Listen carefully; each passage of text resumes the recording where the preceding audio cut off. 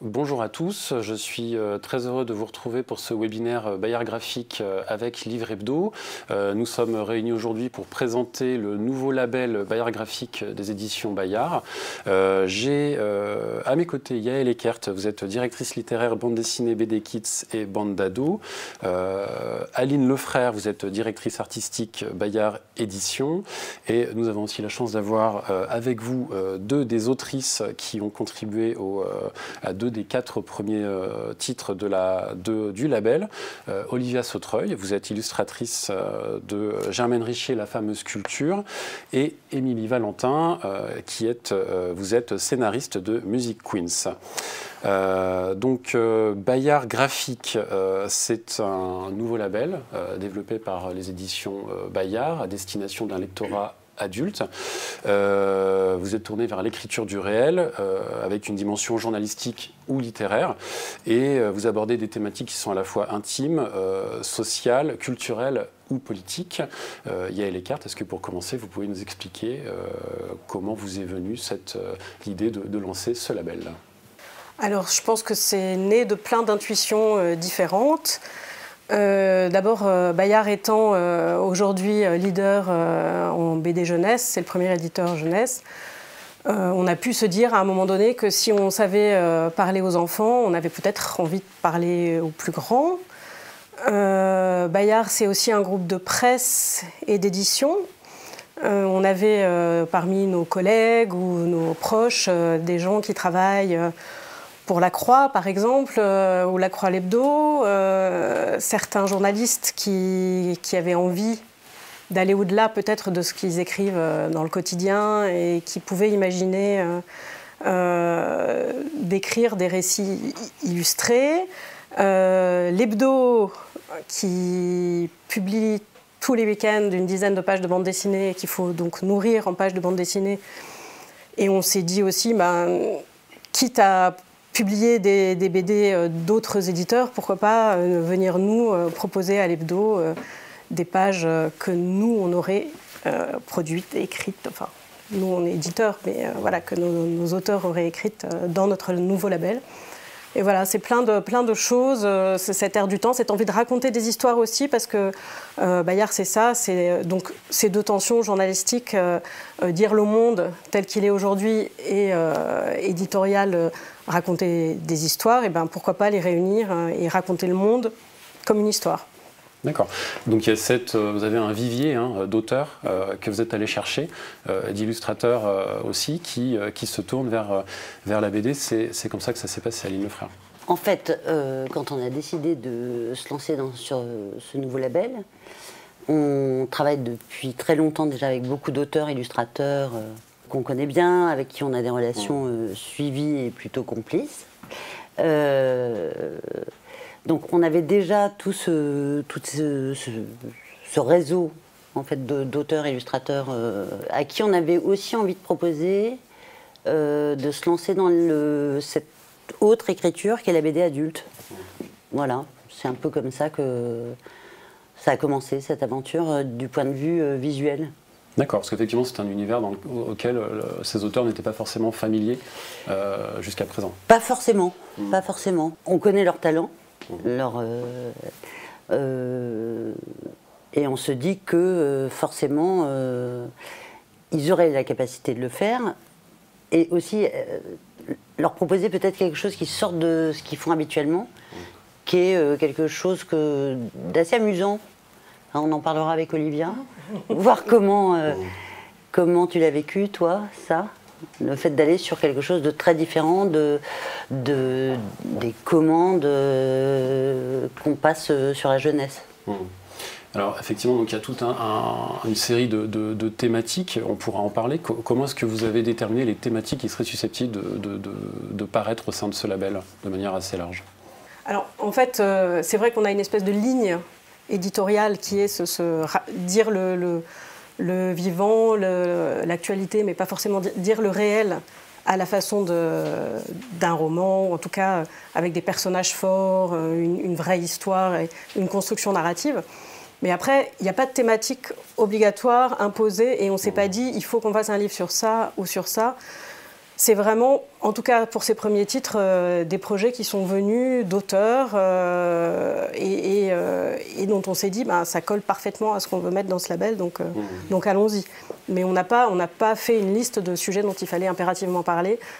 On fonctionne beaucoup au coup de cœur, aux projets reçus et à ce qui peut naître aussi de discussions avec des auteurs qui nous parlent d'une chose dont tout à coup on se dit mais il faut en faire un livre.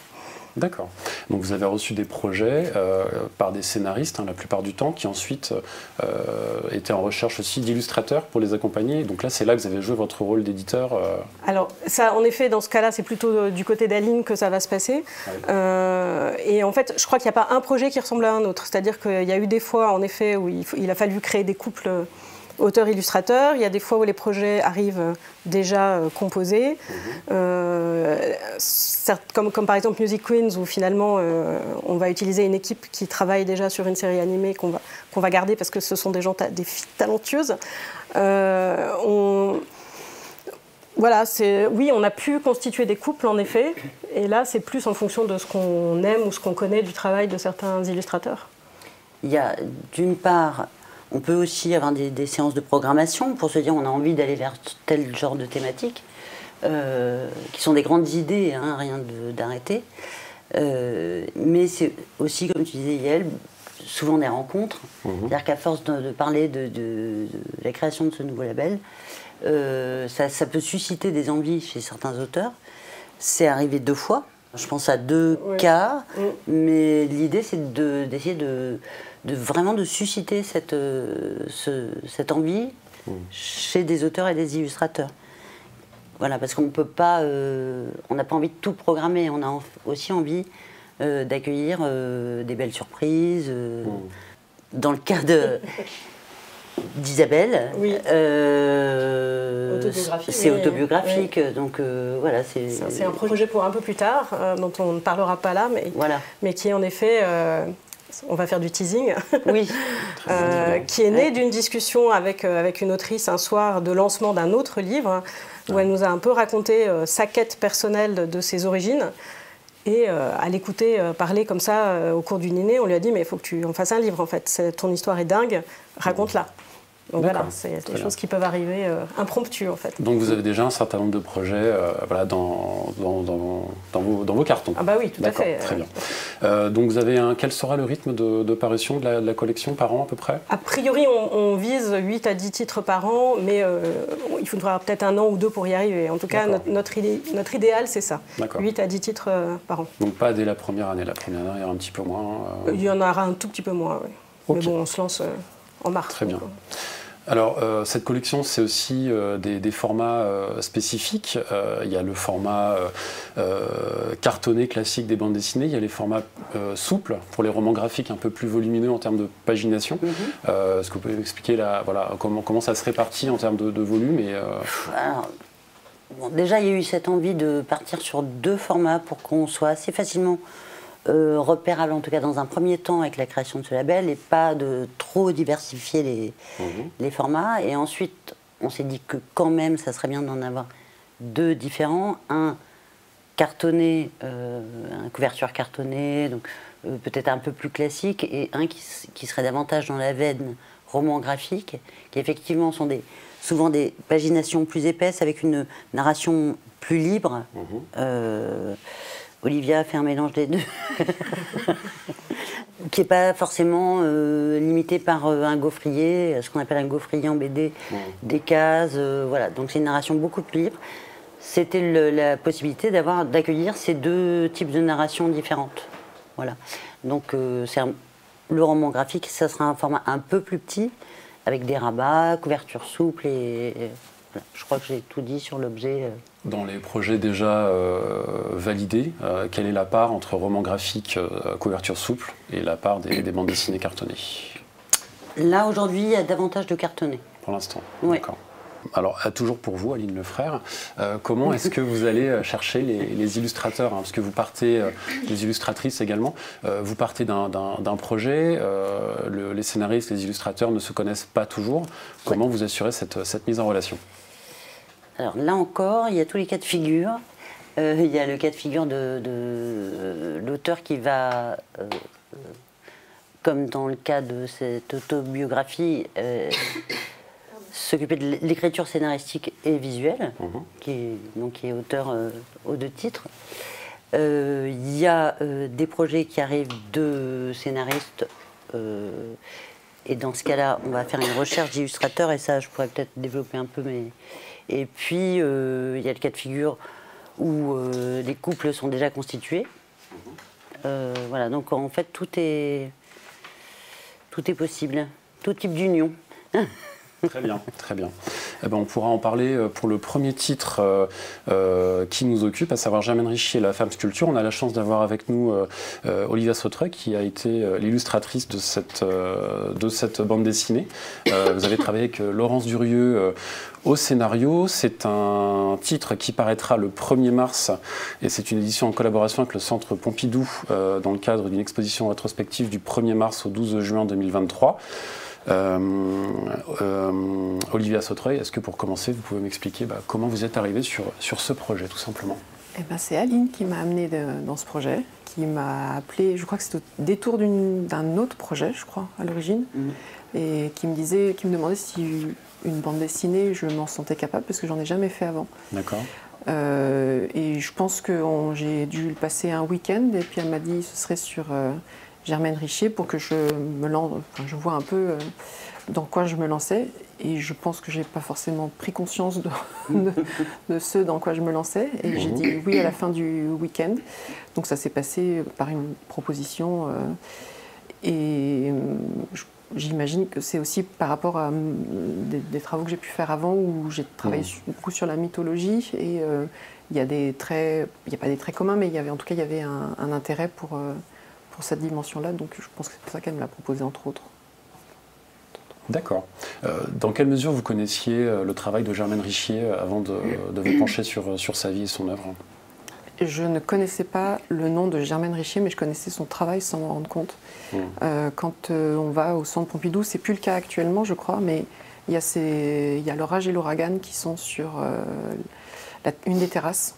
Et donc, en y étant allée régulièrement, je les ai vus sans savoir que c'était d'elle. Et après, en recroisant, j'ai beaucoup vu de son travail sans me rendre compte que c'était elle. Donc je ne connaissais pas bien avant. D'accord.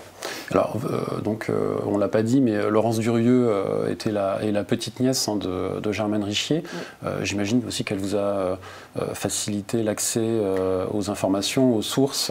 Oui, tout à fait. Alors, très rapidement, j'ai lu un de ses livres, L'Ouragan, qui est à l'origine du scénario, il me semble, de la bande dessinée, qui a dû être réadapté par la suite. Donc, j'avais déjà une approche de ce qu'allait être le livre. Et je suis aussi allée dans ce qu'elle appelle sa grotte, où il y a des pièces de Germaine Richier, donc j'ai pu les voir de très très près. Et puis il y avait aussi toute une archive photographique très très conséquente de l'artiste, qui est, je crois, une des premières artistes à se faire prendre en photo dans son atelier, et qui montrait aussi le travail d'artiste dans l'atelier. J'espère que je ne dis pas de bêtises par rapport à ça, mais donc il y a quand même beaucoup d'archives disponible, pas de vidéo, il ne me semble pas avoir vu d'images animées d'elle, un enregistrement audio aussi pour me faire un peu une idée de sa voix, mais sinon c'était Parce que Germaine Richier qui a vécu à la première moitié du XXe siècle, en grosso modo. Oui, elle est née en 1902 et elle est décédée en 1959. C'est ça, à 57 ans, très jeune. Enfin oui, très jeune. Très bien. Ce projet vous a demandé combien de temps, et comment avez-vous collaboré avec Laurence Durieux Alors, ça, je dirais que c'est sur 1 an à peu près, parce que je crois qu'on s'est plus ou moins lancé en novembre 2021, je crois que c'est ça, il me semble. Et puis après, il s'est passé un peu de temps avant que le scénario soit mis au point, parce qu'une biographie telle qu'elle, c'est pas forcément très intéressant. Il faut savoir à quel angle on va prendre et comment on va retranscrire des dialogues, parce qu'une bande dessinée, il y a des dialogues, donc il faut donner un ton. Donc ça a mis, je crois, à peu près 1 an, je dirais, à ce que le projet se finalise. D'accord. Et comme vous le disiez, en plus, vous n'étiez pas familière du format bande dessinée. C'est quelque chose de nouveau pour vous? Non, j'en avais jamais fait. Et alors, j'étais dans des ateliers avec des auteurs de bande dessinée, et Moi, ça me paraîtrait être un médium très impressionnant parce que c'est sur des temps qui sont très très longs. Donc j'ai eu des... Après, tout le monde gère plusieurs projets en même temps des fois. Moi, j'ai fait que ça parce que j'avais peur de ne pas réussir à tout faire en temps et en heure. Mais j'avais donc pas de protocole à suivre parce que je ne savais pas exactement comment ça se passait. Le storyboard, le séquencier, la reprise de dialogue. Donc tout ça s'est fait de manière un peu empirique en fonction de ce que je pensais aller. Voilà, ça s'est fait un peu en tâtonnant. Je peux peut-être préciser. Allez-y. Une BD, c'est vraiment sur du temps long. Hein. C'est une écriture où on prévoit beaucoup de temps. Qu'on était quand même, Olivia a accepté de faire cette BD dans des conditions qui étaient particulièrement périlleuses. Parce qu'il y avait. Ouais. Alors, il y avait ces inconnus. Alors, il y avait des inconnus, mais c'est aussi qu'il y a une grande rétrospective Germaine Richier au Centre Pompidou début mars. Et que, évidemment, ça avait davantage de sens de la sortir au moment de cette rétrospective que de la sortir après. Et du coup, tu es arrivé dans des conditions déjà très... Le temps était très court, j'avoue que... Ouais. Mais je pense, encore une fois, que je ne savais pas dans quoi je mettais forcément les pieds. Et c'est une des raisons pour lesquelles j'ai dit oui. Et je pense que je referai encore ce genre de choses, de pas forcément me rendre compte et d'avancer aussi au fur et à mesure et de gérer les choses en son temps, quoi. D'accord, donc l'expérience a été concluante. Ah oui, non, j'ai appris énormément de choses et j'imagine que je ne ferai pas ça de la même manière une autre fois, ça dépend de chaque projet. Mais oui, comme j'y connaissais rien, par exemple, certains dialogues sont arrivés après que le découpage ait été fait des fois, donc il y a vraiment eu un tissage entre le dessin et le texte, où le texte des fois s'est adapté au dessin et vice-versa, donc il y a eu vraiment... Ça s'est passé quand même relativement bien, considérant le fait qu'il y avait... pas beaucoup de temps et l'échéance, oui, que ça soit prêt pour début mars. Est-ce que vous pouvez nous expliquer comment vous vous êtes approprié le travail de Germaine Richier? Est-ce que ça a été compliqué dans votre travail d'illustration, notamment de reproduire des ouvrages sculptés? Le fait que ce soit des sculptures, c'était plutôt un soulagement pour moi, parce que c'est pas du dessin. Je me sentais pas à l'aise de dessiner du dessin. Le fait que ce soit des sculptures, elles existent en volume, elles sont dans un environnement, je sais qu'elle aimait les placer dans la nature, donc ça renforçait certains aspects un peu minéraux comme ça qu'il pouvait y avoir, ou des textures, donc j'avais pas du tout enfin, je devrais peut-être m'inquiéter maintenant, mais de représenter des sculptures qui sont comme des corps et qui en plus ont l'air d'être en mouvement pour certaines, donc ça m'inquiétait pas trop. Je suis quand même allée me documenter de voir comment d'autres auteurs de bande dessinée ont pu dessiner du dessin, et pour voir un peu. Mais très rapidement, je m'en suis écartée et j'ai surtout beaucoup regardé comment elle travaillait, de la voir elle en mouvement en train de faire son travail. Très bien. Et alors, Germaine Richier, donc vous ne la connaissiez pas. Dans le monde de la sculpture française francophone aujourd'hui, est-ce que vous pensez qu'elle a une place qu'elle mérite dans l'imaginaire collectif aujourd'hui? Tout à fait. Oui, tout à fait. Après, je ne sais pas si je suis la plus légitime pour parler du travail d'artiste. Même si j'ai fait des études d'art, je ne suis pas forcément dans ce milieu-là. Mais oui, tout à fait. Et je pense que c'est César qui était un de ses praticiens, qui était, je ne me trompe pas, je crois, qui était un de ses élèves. On peut voir une filiation, et puis elle fait la transition avec les anciens maîtres comme Bourdelle et Rodin et la sculpture plus contemporaine. Donc je pense que oui, totalement. Et elle est morte relativement jeune, à 57 ans, donc je pense qu'elle n'a pas, elle n'est pas passée à la postérité. C'est très important qu'elle soit remise en avant par le Centre Pompidou. Très bien. On peut imaginer que votre bande dessinée y contribuera avec... Mais il y a plusieurs médiums qui sortent en même temps sur son travail, donc c'est vrai que c'est aussi un des paramètres à prendre en compte, parce qu'il y a une exposition, mais il y a aussi Laurence Durieux qui republie un livre sur elle, il y a un documentaire, et donc qu'est-ce que la bande dessinée va apporter? Il ne faut pas être sur les mêmes plates-bandes, donc c'est aussi un autre public, donc oui, c'est en tout cas toucher un public plus... différent de ceux qui n'iront pas forcément voir l'exposition, qui ne verront pas forcément le documentaire. Voilà. Très bien. Eh ben, je vous remercie. On va passer à Music Queens, hein, qui est le deuxième temps fort de ce label, avec une parution le 17 mai. Alors, il s'agit d'un ouvrage donc, avec un scénario d'Émilie Valentin qui est à mes côtés et de Rebecca Manzoni, avec des illustrations de Leslie Play.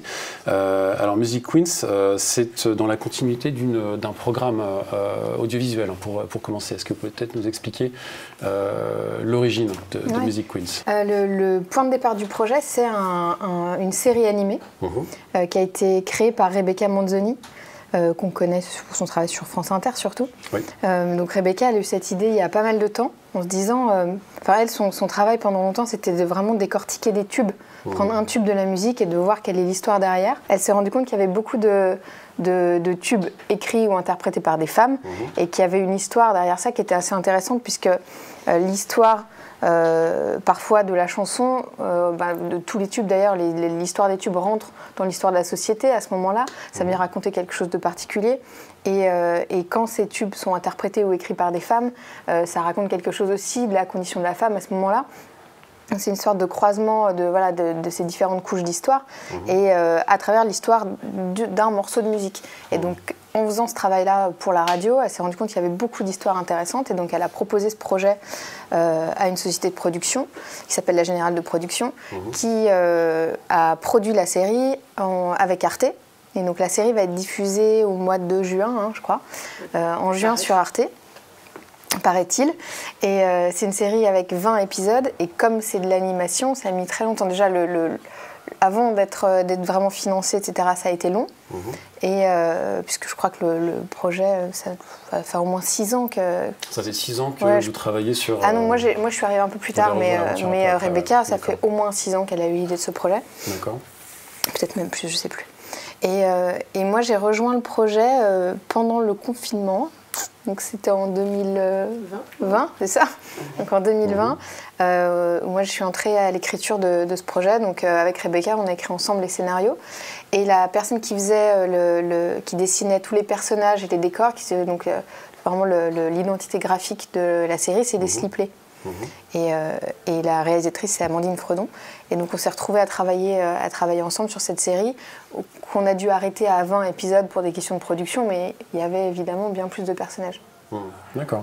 Alors le concept, effectivement, c'est une chanteuse, une chanson iconique à partir des années 60 jusqu'à nos jours. Et cette chanson raconte une histoire.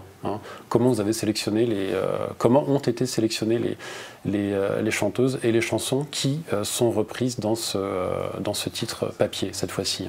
Alors on est parti des 20 épisodes de la série animée, qui eux-mêmes ont été sélectionnés selon plusieurs critères, des critères objectifs de voilà tous les tubes dont on aimerait parler parce que c'est des chansons fantastiques, parce que c'est des artistes fantastiques, parce que l'histoire est géniale, tout ça. Là, on a dû passer ça dans un grand entonnoir des droits musicaux, puisque pour la série animée, il fallait avoir les droits des morceaux. Donc ça a pris, je crois, 2 ans. Enfin, ça a été un travail très long. Et sont sortis 20 tubes qui restaient de nos listes de départ. Là, pour la bande dessinée, il fallait qu'on choisisse seulement 10 personnages, parce qu'on s'est dit que c'était quand même un peu plus tenable en termes de pagination, pas faire un énorme recueil. Et donc pour choisir ces 10, donc on s'est appuyé sur celles sur lesquelles on avait déjà travaillé, parce qu'avec Leslie, ça nous permettait d'avoir déjà travaillé sur la documentation, et elle avait déjà dessiné ses personnages, elle les connaissait et tout ça. Mais comme on n'avait pas le problème des droits musicaux, on a profité pour mettre des personnages sur lesquels on n'avait pas pu travailler pour des questions de droit. D'accord. Et pour faire une liste de personnages un peu panachés dans les époques, dans les nationalités, les profils, les histoires, pouvoir avoir un panel assez large et varié de personnages et d'histoires. Par exemple, quel personnage dont vous n'aviez pas les droits se retrouve dans le... on n'avait pas les droits de Madonna, par exemple. Okay. Donc on a pu mettre Like a Virgin dans la liste, et pour nous c'était important dans l'histoire de la musique, dans l'histoire des tubes et dans l'histoire des femmes, de parler de Madonna. C'était un grand manque. Patti Smith aussi, je crois qu'elle n'était pas dans la version... Beyoncé, non ? Ah ouais, Beyoncé, on a pu rajouter... Parce qu'il y a Nina Simone, Janis Joplin, Anne Sylvestre, Madonna, Beyoncé, etc. Alors il y a beaucoup d'anglo-saxonnes, il y a une française, je crois. Ouais, Anne Sylvestre. Voilà.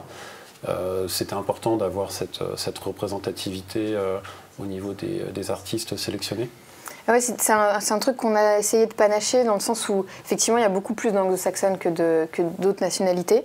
Dans la version animée, on a par exemple, j'ai oublié son nom. C'est la boîte.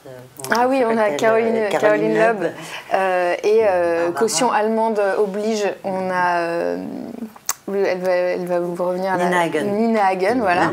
Mais pour la version bande dessinée, on a essayé de panacher un peu les époques aussi, parce qu'il se trouve que les messages délivrés par les chansons ou ce qu'ils racontent de l'époque varient beaucoup selon l'époque.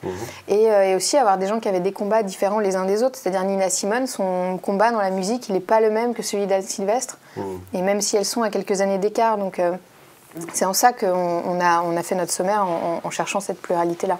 D'accord. Alors la ligne conductrice, effectivement, ce sont des combats menés par des femmes pour faire avancer la société sur un certain nombre de thématiques qui peuvent recouvrir donc, le féminisme, mais peut-être aussi le racisme. Oui, alors je ne sais pas si c'est nécessairement des combats. Parfois, elles ne sont pas du tout combattantes, c'est juste des... je veux dire, Cyndi Lauper, elle n'est pas... pour elle, c'est pas politique, son message, c'est sa façon d'être et de faire de la musique qui pousse les limites, quoi. Et donc c'est plutôt chacune par une démarche artistique qui a montré la place des femmes dans l'industrie musicale, qui a un petit peu changé la donne pour celle d'après, et pour les artistes d'après, mais aussi pour les femmes en général. Mais c'est pas nécessairement une démarche politique, c'est ça qui est marrant. On voit que pour Beyoncé, ça l'est. Pour elle, c'est quelque chose de politique et d'affirmé. Pour Nina Simone aussi. Pour Al Sylvestre, évidemment, ça l'est. Mais par exemple, Cyndi Lauper, non. Elle, c'est plutôt un état d'esprit général. Voilà. Elle ne met pas l'étiquette de féminisme ni de politique à cette étape-là dans son travail. Donc voilà, on est parti d'un projet audiovisuel. Comment on passe d'un projet audiovisuel et comment vous avez repris ce projet pour le transcrire en ouvrage imprimé de papier chez vous? Alors, pour le coup, c'est les autrices qui l'ont retranscrit. Mais moi, j'en ai entendu parler complètement par hasard, par Leslie Play, avec qui je discutais totalement d'un autre projet, en fait. On a dû, comme c'était la 2e ou 3e fois qu'on se voyait ou qu'on s'appelait, j'ai dû lui demander sur quoi elle travaillait en ce moment. Elle m'a dit, tiens, je suis en train de faire... une super série avec Rebecca Manzoni. Je dis, mais voilà, ça m'intéresse, raconte-moi. Et donc, cette démarche, au départ, c'est vraiment un coup de fil, quoi. Ensuite, en parallèle de ça, il y a la rencontre, je pense, de Florence Lotet, qui est la directrice de Bayard Éditions, avec Isabelle Paillet, qui est l'éditrice d'Arte, parce qu'il faut dire que cette série va être diffusée sur Arte. Et Isabelle Paillet, elle a l'habitude de mettre en livre, en fait, des séries ou des podcasts, enfin, qui passent sur la chaîne. Et ça a été vraiment concomitant, donc on s'est dit, en fait, faisons un livre de cette série. Et donc là, j'ai contacté les 3 autrices, et après, le travail de création s'est mis en œuvre. C'est Émilie qui a pris les choses en main, parce que Rebecca était déjà sur d'autres projets, et puis que je pense que ça l'intéressait de se lancer dans la bande dessinée. Mais pour Émilie aussi, c'est la première bande dessinée. Donc voilà, Émilie a dû se mettre à écrire de la bande dessinée. C'est Leslie qui m'a aidée. Oui, pour le coup, Leslie, elle, on n'est pas à sa première BD. Et elles ont travaillé ensemble. Nous, on recevait un texte d'Émilie. Que Leslie retranscrivait en fait en images. Elle s'en emparait. Voilà. Le texte d'Émilie. Alors, juste un petit mot sur Leslie, peut-être sur le travail de Leslie. C'est que, alors là pour le coup, c'est vraiment le format roman graphique. C'est extrêmement libre. On va dire même dans le graphisme, elle peut entremêler du texte aux images. On n'est pas du tout dans un séquençage très quadrillé, avec son style, elle a aussi fait, comme on dit bien, mais un truc quand même assez bluffant. C'est extrêmement pop, elle se glisse dans la peau de chaque personnage un peu différemment en fonction de l'époque, un travail sur la couleur aussi, voilà. Est-ce que ça a été plus rapide pour le livre? J'imagine quand même. Hein. Ça a pris combien de temps ce travail? C'était un peu tendu aussi parce que, en fait, dans mon souvenir, en tout cas, on essayait de se caler sur la date de diffusion sur Arte et c'était proche. Et je pense qu'on a vraiment, ça a été assez court en fait en termes de production. C'est pareil. Les autrices ont dû travailler vraiment vite et c'est là que finalement donc. La date de diffusion a été décalée. Le livre devait sortir en mars, quelques semaines après Germaine Richier. Et nous avons appris la semaine dernière, ou il y a 10 jours, que finalement la diffusion sur Arte aurait lieu en juin, et raison pour laquelle on a repoussé la sortie du livre. Et donc on va avoir encore un peu de temps pour terminer, puisqu'il n'est pas parti en impression. Mais au départ, on était aussi assez contraints sur la durée et le temps de travail des autres. D'accord. Ils visaient janvier à un moment et tout, oui. On a gagné un peu de temps. Oui, tout à fait. Mais c'était assez ramassé dans le temps, sinon c'était pas... Alors donc il y a l'avantage aussi d'avoir cette pluralité de profils, notamment avec la série audiovisuelle. On imagine volontiers un deuxième tome éventuellement. Est-ce que ça pourrait être envisageable? C'est pas impossible, mais c'est vrai que ça met en branle plein d'impératifs. Enfin, en tout cas, il faudrait qu'Arte aussi ait envie de le faire. On ne le fait pas tout seul. Il faudrait que les autrices aient le temps de le faire. Mais pourquoi pas? Mais c'est sûr qu'une BD, en revanche, c'est vraiment quelque chose qui se construit sur un temps long. Donc, en tout cas pour les illustrateurs, encore plus pour les illustrateurs que pour les scénaristes.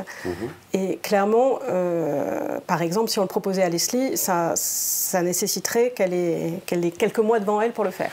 Donc pourquoi pas, mais en tout cas, je pense que c'est à imaginer, à construire, et c'est pas d'un claquement de doigts. D'accord. Anticipation un peu. Oui. Très bien. Eh bien, je vous remercie. Je vous propose de passer au troisième titre du label qui s'intitule Un monde si grand, qui paraîtra le 5 avril. Donc, c'est signé Séverine Vidal au scénario avec un dessin et couleur d'Élodie Durand. Et donc là, c'est une adaptation du roman Peppo de Séverine Vidal, qui était paru en 2018 chez vous. Tout à fait. Voilà, expliquez-nous l'origine de ce titre. Alors là, l'histoire est aussi différente finalement. On a vraiment chaque titre une histoire différente. C'est Séverine qui m'a appelée un jour parce qu'elle avait envie d'adapter son roman, qui initialement est un roman jeunesse, et qu'elle en avait parlé à Élodie Durand, et que Élodie était hyper tentée, mais que comme nous, on ne faisait pas de BD pour les plus grands, elle voulait savoir si elle pouvait récupérer les droits pour le proposer ailleurs. Et moi, je lui ai dit, non, nous, on a trop envie de le faire, on aime beaucoup ce roman, on aime énormément le travail d'Élodie, faisons-le chez nous. À l'époque, on ne savait pas encore qu'on allait créer Bayard Graphique, mais c'était un peu dans les... Voilà, on réfléchissait à d'autres choses que BD Kids. Et c'est arrivé comme ça, vraiment, d'un projet d'autrices qui sont venues vers nous. Et Séverine a travaillé toute seule au scénario. Elle a longtemps écrit que des romans, mais maintenant, ça fait un moment qu'elle est aussi scénariste de BD. Donc là, elle a adapté son propre livre. Et je crois que là, vraiment, elles ont travaillé très classiquement, c'est-à-dire que Séverine a travaillé son scénario d'après son livre et a envoyé le scénario terminé à Élodie. D'accord.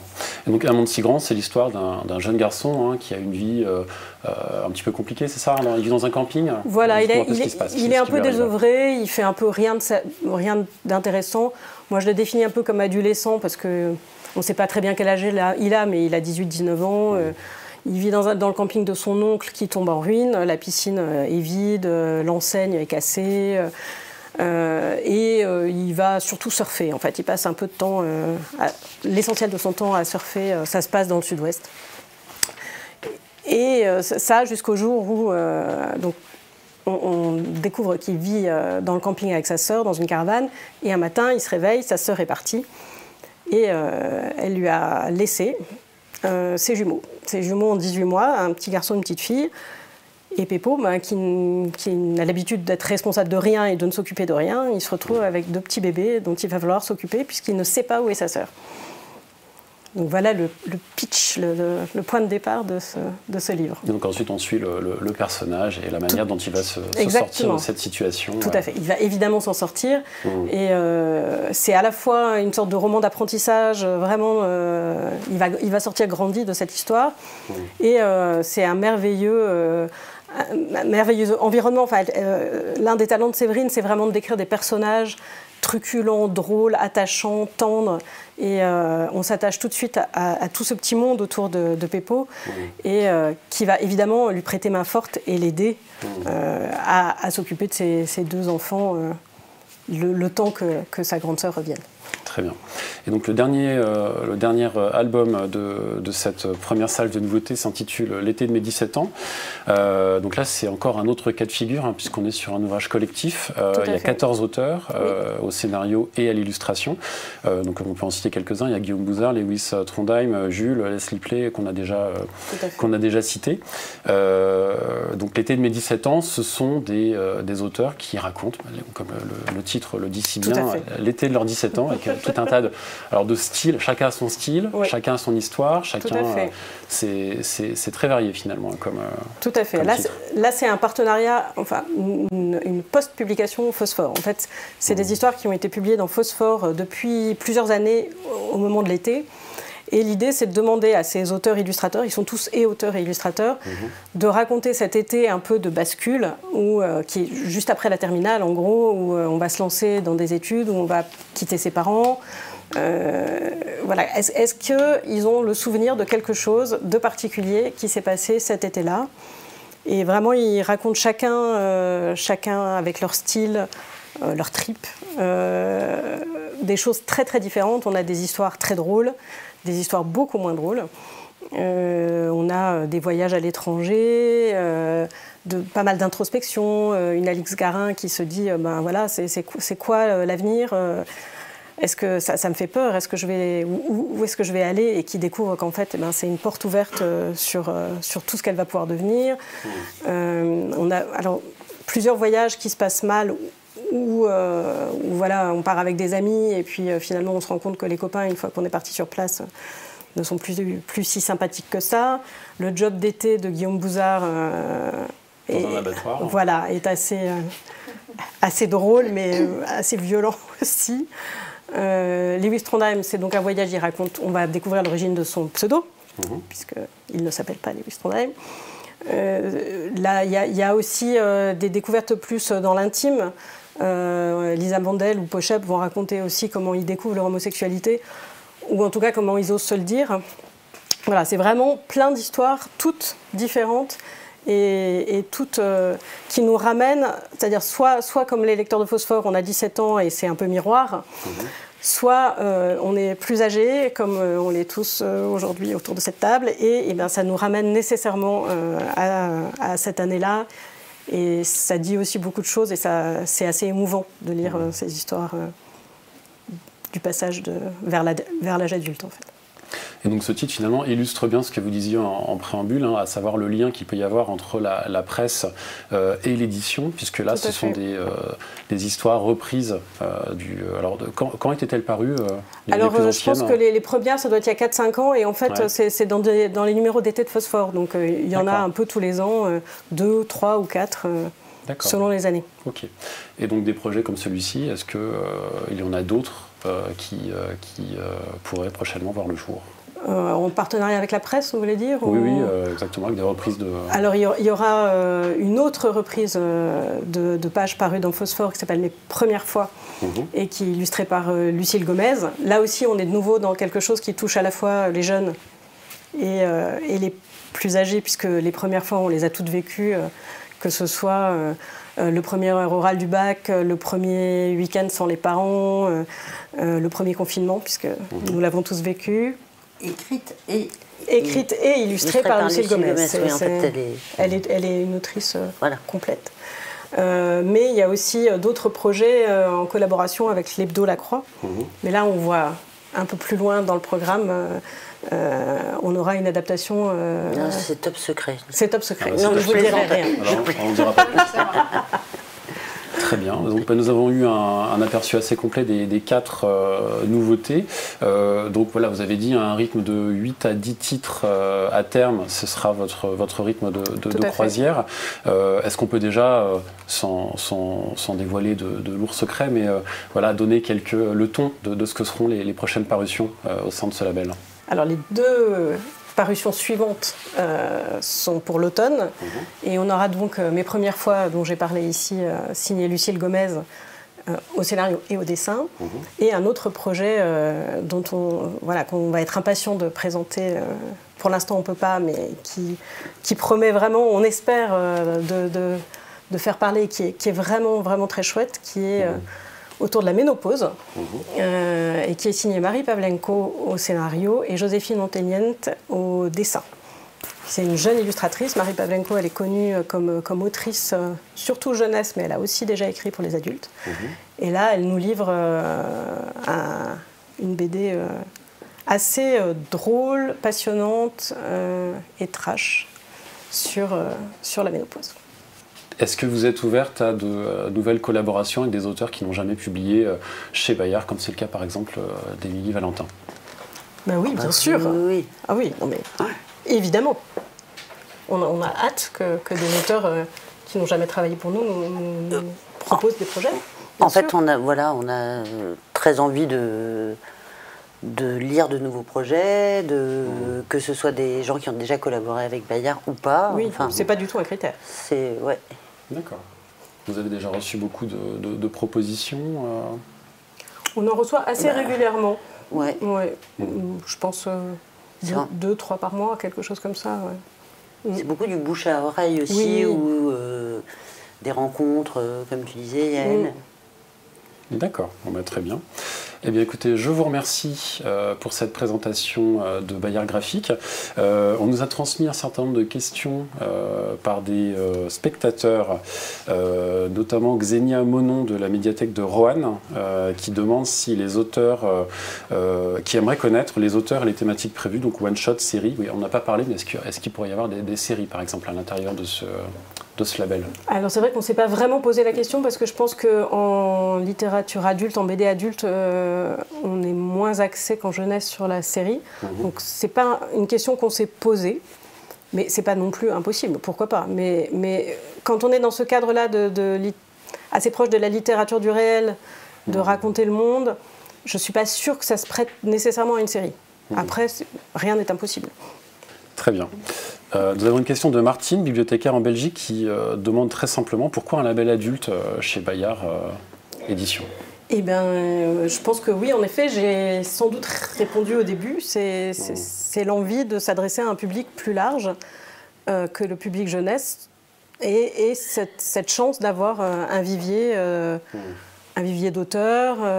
Et je pense vraiment de cette chance d'être un groupe de presse et d'édition et d'avoir envie d'apporter quelque chose aujourd'hui au sein de ce marché de la BD qui certes est grand, mais on a l'impression qu'on a une petite place, il y a une petite place qui se prépare pour nous. C'est un marché qui est en croissance également. Oui, tout à fait. Oui. Voilà. Je pense qu'il y a aussi cette dimension-là qui a certainement joué dans votre choix. Très bien. Enfin, j'ai une question de Sylvie Guillard de la médiathèque François Mitterrand de Poitiers qui demande s'il est possible de faire l'historique des différentes collections BD de Bayard et elle demande pourquoi les mêmes collections que Milan.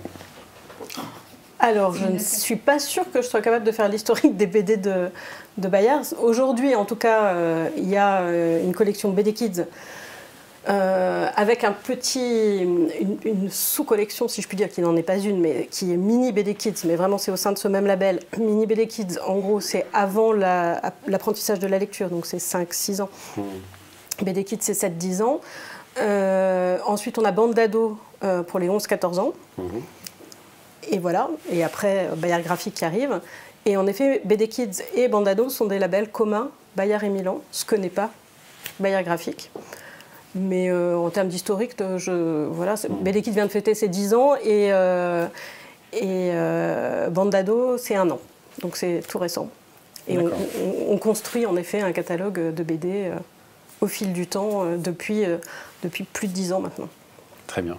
Et donc catalogue de BD auquel vient désormais s'adosser Bayard Graphique à destination du lectorat adulte. Tout à fait. Alors je vous remercie, Yael Eckert, Aline Lefrère, d'avoir participé à ce webinaire, ainsi qu'Olivia Sautreuil et Émilie Valentin pour leurs explications sur leurs titres respectifs.